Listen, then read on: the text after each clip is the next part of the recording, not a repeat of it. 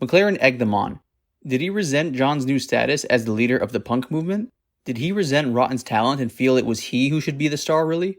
It was at this juncture that he decided to write, produce, and direct a film about the Pistols. This would be his vehicle. Maybe he'd found a way to be the star at last. Rotten was welcome to his notoriety and celebrity.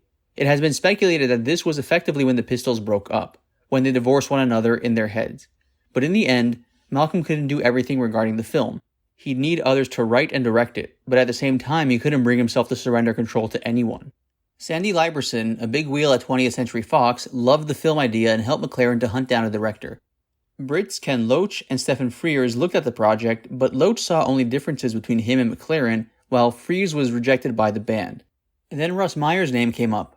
The controversial director of films such as Beyond the Valley of the Dolls and Faster Pussycat Kill Kill seemed ideal for the job.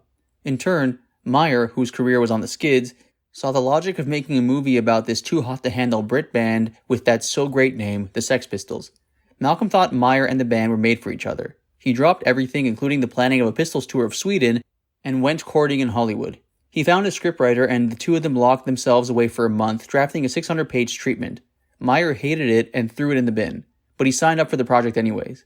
Lydon met up with Meyer and his writer at a lunch, and the Americans tried to get their brains around John's street vernacular.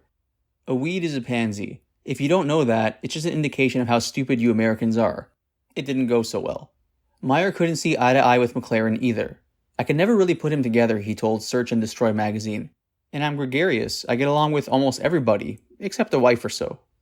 McLaren tried to wrest some control of the film from Meyer on behalf of the band. He said, at a time when it was clear he barely had any influence over the Sex Pistols.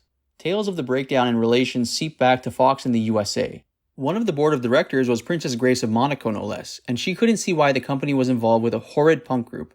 It seems yet another monarch had taken exception to the Sex Pistols. Myers left London, saying he would sue McLaren. Fox coughed up £150,000 to make McLaren go away. Ka-ching! Went the cash register at Pistols HQ.